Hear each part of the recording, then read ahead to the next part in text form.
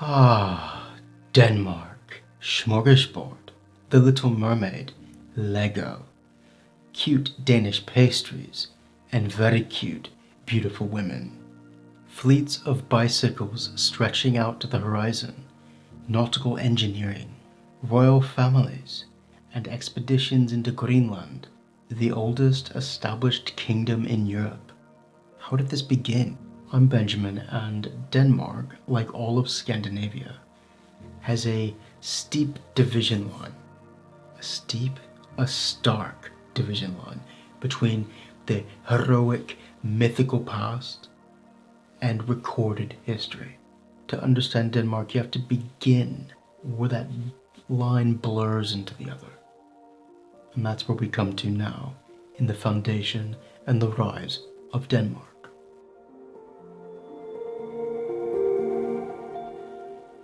England in the 9th century had taken the full brunt of the Great Heathen Army and scorched much of the country.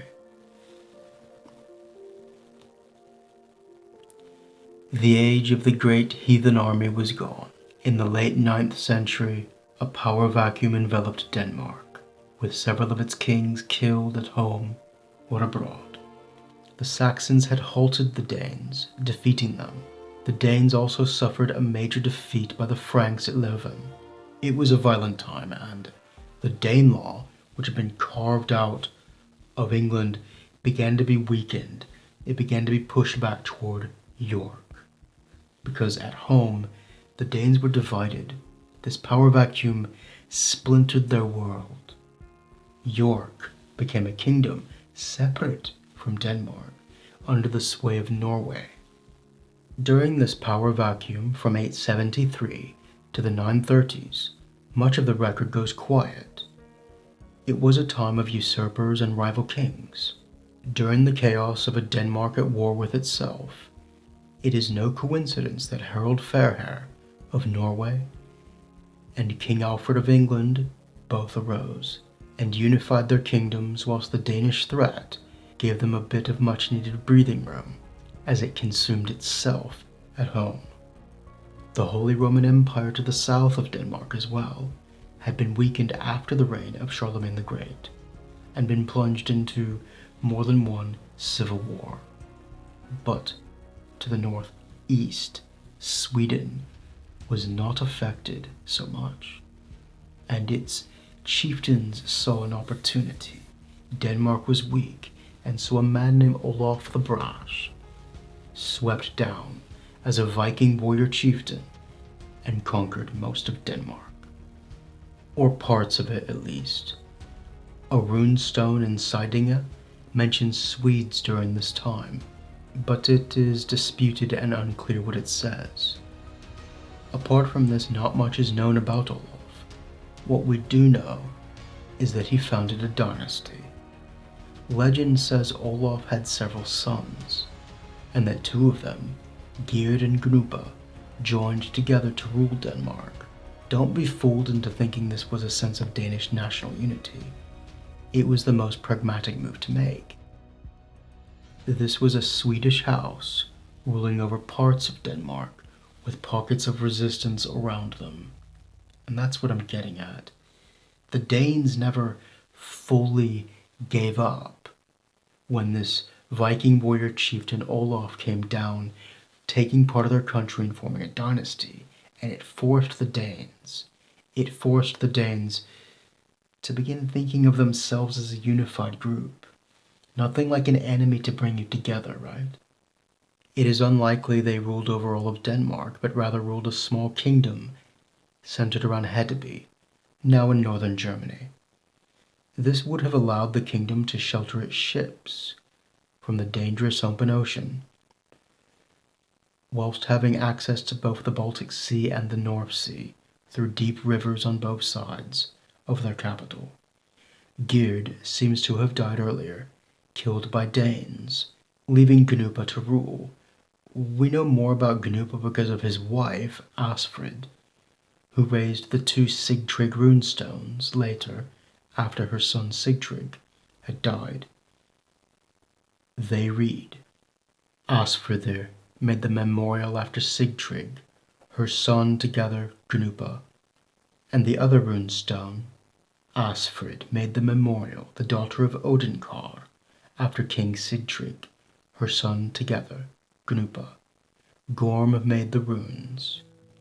But the Danes do not appear to have liked being ruled over by Swedes, and at this point, there's a bit of a contradiction in the sources of evidence that we have for what happened.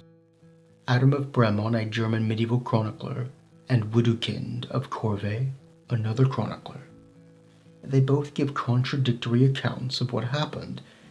Basically, this country was divided, with different kings in Jutland, Zeeland, and Scania, now southern Sweden, with Danish possessions overseas, from which pretenders to the throne often came, looking for a fight.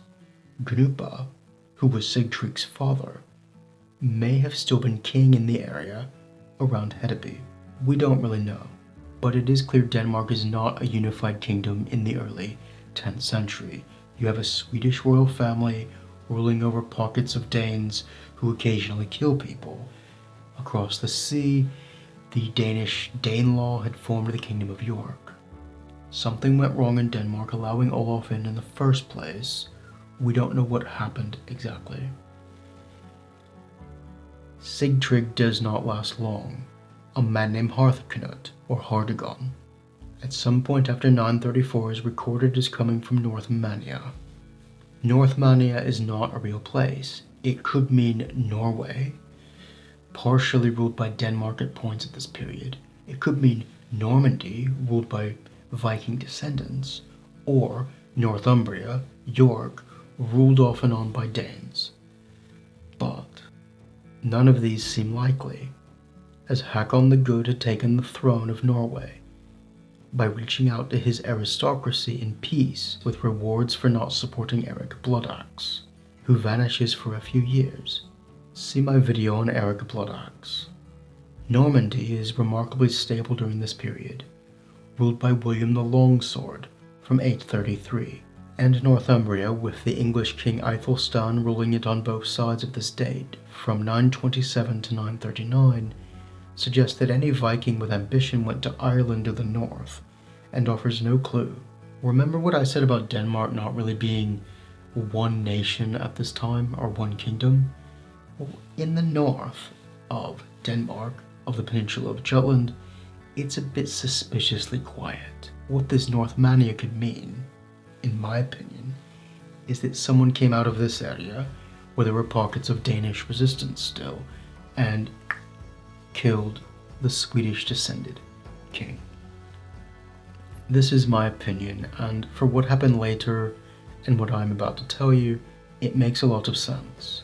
The Olof dynasty was an occupying force, and what we are seeing here is Danish resistance based in the north to a Swedish kingdom based in the south. Hardigon ends the Olof dynasty, killing either Sigtryg or Gnupa, and in my opinion ruled most of the peninsula of Jutland from the river Eder in the south to the waters of Skagerrak in the north, with pockets of resistance from survivors of the Olof dynasty. The reason I say this is because of Heimskringla, an Icelandic saga written a bit later, which tells some of this story. And what seems to have happened is those bits of Danes who were resisting the Olof dynasty turned the tables, and so the Olof dynasty had to flee to estates probably further south, or on some of the islands, was still resisting the Danes who had come back. It was a long-term war, very slow tit for tat. Adam of Bremon says that Hardigon deposed the young King Sigtryg to rule over western Denmark, that is to say the peninsula of Jutland, or Cimmeria. Hardigon does not reign very long, however. Hardigon has a son named Gorm, the first king of Denmark for whom we are completely certain, who came to power in 936. The Heimskringla saga has a different idea of what happened to Adam of Bremon. They contradict each other. The saga says that he was fighting Gnupa, Gorm was fighting Gnupa in parts of Jutland. However, Adam of Bremon says that Gnupa was already dead. So, I'm taking a middle ground. There was fighting going on, but it's unclear what happened. However, the new Danish kings came to be known as the House of Gorm, and Gorm would become Gorm the Old with time. He apparently lived a while, which, to be fair, was quite rare. He built a power base around the town of Jelling, erecting one of the great burial mounds. He married a charismatic woman named Thyra, but she may have been of mixed Danish-English ancestry. It was she who ordered the expanding of the Danevirke, a line of fortifications along Denmark's southern border, to guard against the Holy Roman Empire. Can we just appreciate that a woman was erecting a line of defensive fortifications in Denmark, Germany around the early 10th century? That's quite impressive. He must have loved her too, because around 955, he raised another of the Jelling stones for her, and it bears the first record of the word Denmark. That's quite something. Here's what it says in Old East Norse. Gormur kunungur gerði kumbelþössi eftir Þorvi kunnu sína, Danmarkars båt. King Gorm made these monuments in memory of Thyra, his wife, Denmark's salvation. A Danish nation was becoming aware of itself after having thrown off the Swedish dynasty of Olof, and a king loved his wife enough to praise her in stone. Legend says Gorm had 3 sons. Canute was killed abroad, fighting in Ireland alongside his brother Harold. The other son was either too young or went missing. The surviving son, Harold, coming back from his yearly raiding and pillaging across the sea, told his mother Thyra of his brother's death. Queen Thyra ordered the royal hall, hung with black cloth, and that no one was to say a word. When King Gorm entered the hall, he was stunned and asked what the mourning colors meant. Queen Thyra spoke up and said, "Lord King, you had 2 falcons, one white and the other grey. The white one flew far afield and was set upon by other birds which tore off its beautiful feathers and is now useless to you. Meanwhile, the grey falcon continues to catch fowl for the king's table." Gorm understood immediately the queen's metaphor and cried out, "My son is surely dead, since all of Denmark mourns." "You have said it, your majesty," Thyra announced. "Not I, but what you have said is true." According to the story, Gorm was so grieved by Canute's death that he died the following day, leaving Harold to be king. On the other hand, Viking saga, written in Iceland, says that Harold killed his brother Canute. In either case, whichever happened, Harold was the last heir standing after his father Gorm died. Harold Bluetooth Gormson, he probably had a bad tooth, was crowned king in the year 958, but in truth he probably ruled alongside his father for a while, possibly as early as the 940s. This goes to show Denmark was becoming stable, more unified, more of a state with a government and a national identity. In any case, after his father Harold had inherited Denmark, parts of the land, probably in the far north and Zeeland, Old Zealand, not New Zealand, were outside his rule, and so he focused on strengthening his kingdom internally in the face of hostile neighbors to the south, the Wends to the southeast, and the Holy Roman Empire. To move against these threats, he married Tova in the 960s, a Wendish princess. We know her for a runestone she erected for her mother. But as for King Harold, he raised another of the Jelling runestones, the larger, bearing this important inscription. Haraldur konungur bað görva kumbelþössi eftir Gorm faður sinn och efter Þorvi móður sína. Sa Haraldur ser vann Danmark alla och Norway och Dani gerði kristna. King Harold ordered these monuments made in memory of Gorm, his father, and Thyra, his mother, that Harold, who won for himself all of Denmark and Norway and made the Danes Christian, He is remembered largely for 3 good deeds. Whether you see them as good or not is irrelevant, but this is what he did. He extended his kingdom over all of Denmark and into Scandinavia, present-day Sweden. He secured dominion over Norway, for a time, by using Harald Greycloak, his maternal nephew who had lived with him, to win battles in Norway for him. And third, he made Christianity the official religion, and in doing so avoided a large-scale war with the Holy Roman Empire under Otto II. If you're liking this video, tap the like button, subscribe, leave me a donation via Patreon, or buy me a coffee. It helps keeps the channel going. It helps keeps the channel going. It helps to keep the channel going.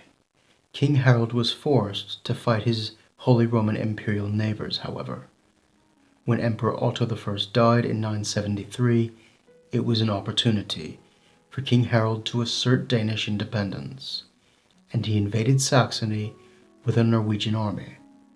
Otto II hit back by invading Denmark the next year in 974. Why Denmark under Harald invaded a much larger superpower? I'm not sure, but it does appear to do with the bishops based in present-day northern Germany around Bremen, that area, present-day Hamburg, and he was kind of saying, I'm not going to yield to your pressures, we are our own country, right? And what happened is actually surprising. So Otto II led this army into Denmark toward this line of fortifications that Harald's mother had strengthened, and they actually defeat the Holy Roman Army, which is like, it's a much bigger power. This is really impressive. They win a battle at a place called Wiggledore. I know I'm not pronouncing that quite correctly, but I just like the sound of Wiggledore. In any case, it was a great victory for the Danes.